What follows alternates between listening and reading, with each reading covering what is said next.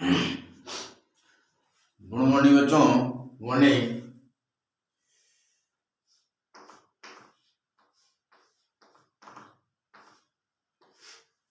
आज आपका टॉपिक है रेडियो एक्टिव आइसोटोप।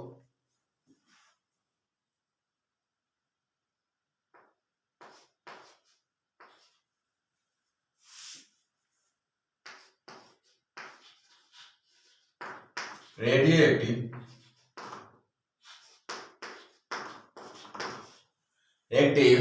आइसोटोप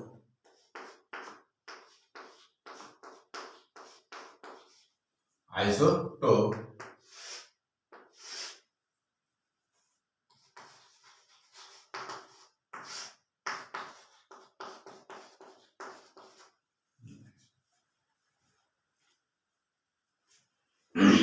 तो आज आप पढ़ेंगे रेडियो एक्टिव आइसोटोप अर्थात रेडियो एक्टिव समस्थानिक किसे कहते हैं। तो रेडियो एक्टिव एक ऐसी प्रक्रिया है जिसके नाभिक में स्वतः विघटित सक्रिय होकर के उत्सर्जित करने लगती है। उसे हम क्या कहते हैं, रेडियो आइसोटोप कहा जाता है। ये आइसोटोप अर्थात समस्थानिक तीन प्रकार के होते हैं कि इंटीरियम, ड्यूटेरियम और टाइटेरियम होती हैं, और कार्बन के भी इसी तीन समस्थानिक होते हैं। कार्बन 13, कार्बन 12 और कार्बन 14 होते हैं। तो इस तरह से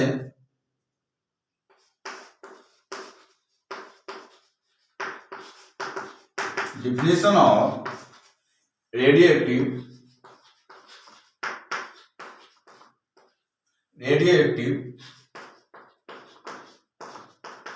आइसोटोप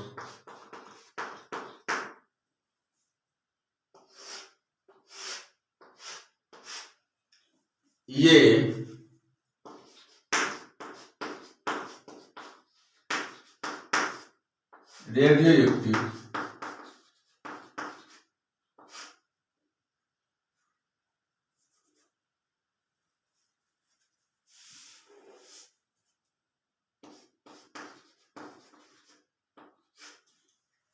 रेडियोएक्टिव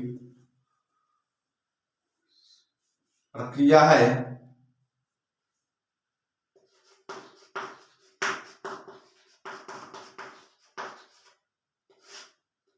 समस्थानिक क्रिया है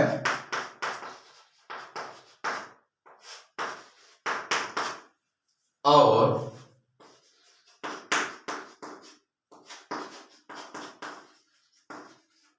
नाभिक के स्वतः विघटित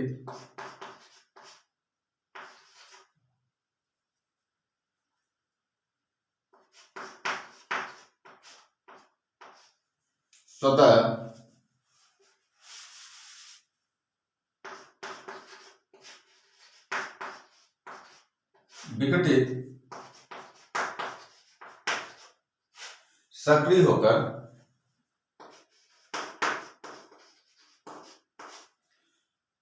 किरणें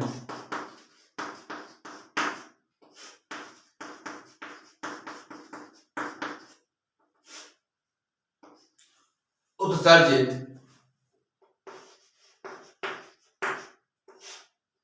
करने लगते हैं। ये रेडियोएक्टिव समस्थानिक प्रक्रिया है और नाभिक के स्वतः विघटित सक्रिय होकर किरणें उत्सर्जित करने लगते हैं। उसे हम रेडियोएक्टिव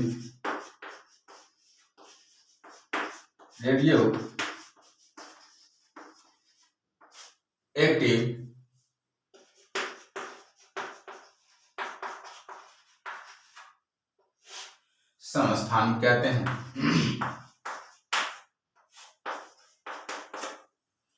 हाइड्रोजन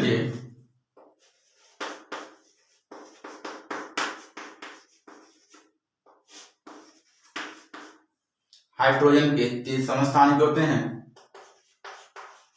तीन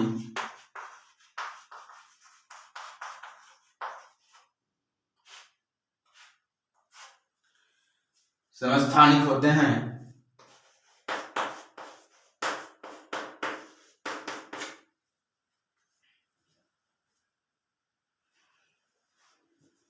ये रेडियो एक्टिव समस्थानिक प्रक्रिया है और नाभिक के स्वतः विकृत सक्रिय होकर किरणें उत्सर्जित करने लगते हैं, उसे हम रेडियो एक्टिव समस्थानिक कहते हैं। हाइड्रोजन के 3 समस्थानिक होते हैं। अब ये देखना कि हाइड्रोजन के 3 समस्थानिक कौन कौन होते हैं।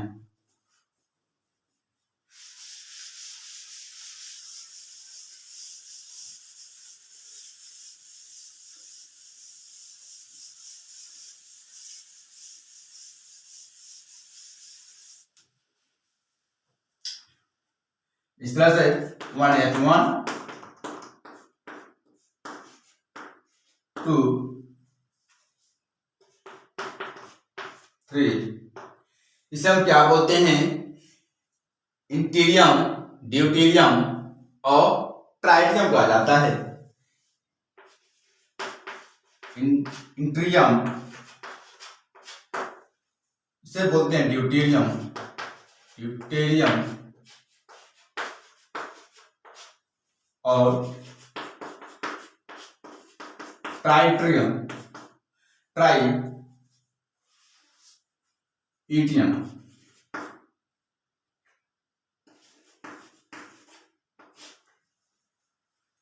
इस तरह से नाम रखा जाता है हाइड्रोजन के 1s2 1s3 इंटीरियम, ड्यूटेरियम और ट्राइटियम। उसी प्रकार से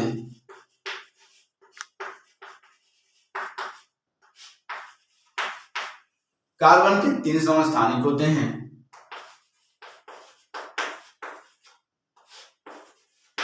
कार्बन के 3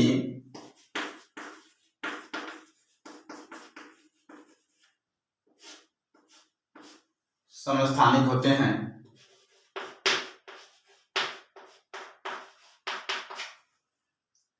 6 12 6 13 6 14। तो यहाँ पर 3 समस्थानिक होते हैं। कार्बन के 3 समस्थानिक होते हैं 6 12 6 13 और 6 14 होते हैं। तो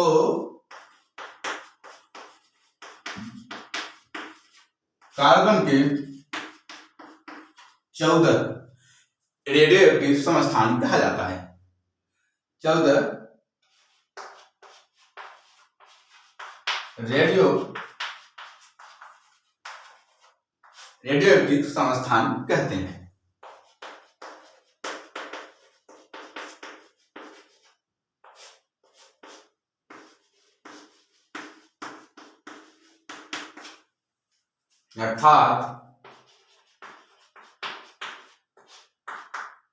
अर्थात कार्बन के 14 रेडियो एक्टिव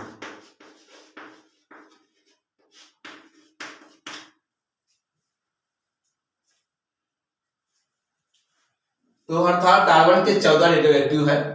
तो एक बात देखो यहाँ पर 1s1 1s2 1s3 इंटीरियम, ड्यूटेरियम और ट्राइटियम। उसी प्रकार कार्बन के 3 समस्थानिक होते हैं C612 C613 C614।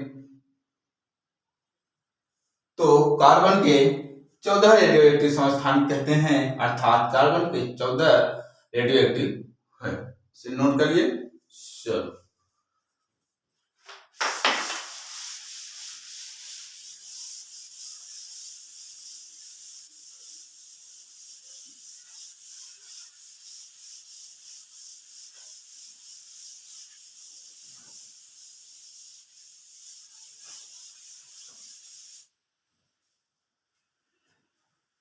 अब इसके एग्जाम्पल क्या होता है देख लेते हैं। यहाँ पर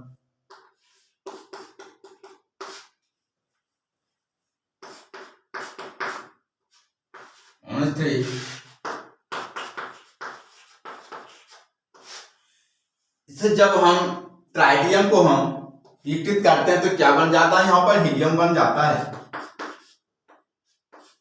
हीलियम बेटा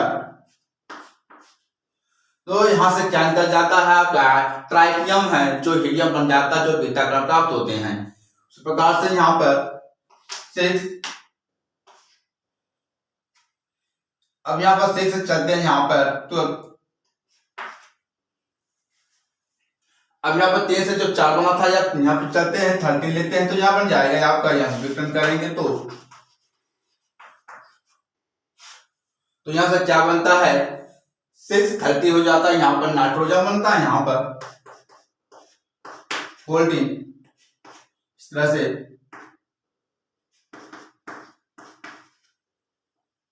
बीटा कण निकल जाते हैं।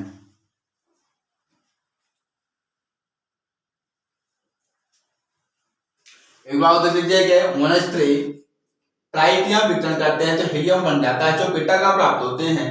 तो यहाँ पर देखते हैं 6 14 जो विकर्ण करते हैं तो क्या प्राप्त हो जाता है, यहाँ पर नाइट्रोजन मिल जाता है, क्योंकि नाइट्रोजन के भी 7 होता है, यहाँ पर परमाणु भार कितना होता है, यहाँ पर 14 होता है, तो यहाँ से क्या निकल जाता है बीटा का प्राप्त हो जाते हैं। तो इस तरह से रेडियोएक्टिव समस्थानिक कहा जाता है। तो रेडियोएक्टिव आइसोटोप जो समस्थानिक होते हैं ये प्रकार, तो यहाँ पर हाइड्रोजन के 3 समस्थानिक होते हैं, इंटीरियम, ड्यूटेरियम और ट्राइटियम होते हैं। तो उसी प्रकार से कार्बन का भी 3 समस्थानिक होते हैं, 6 12 होता है, 6 13 और 6 14 होता है। जो 6 14 जो होता है कार्बन के 14वां तत्व, कार्बन के 14 जो रेडियोएक्टिव तत्व माना जाता है। तो यहाँ पर मोनेस्ट्री जो विकर्ण किया तो क्या मिलेगा आपको हीलियम तो 4+ और बीटा कण प्राप्त होते हैं। तो यहाँ पर 6 14 विकर्ण हुआ तो नाइट्रोजन 7 14 प्लस और माइनस जो बीटा कण प्राप्त हुए हैं। अगर वीडियो पसंद आ गया है तो लाइक शेयर सब्सक्राइब जरूर करें। Thank you.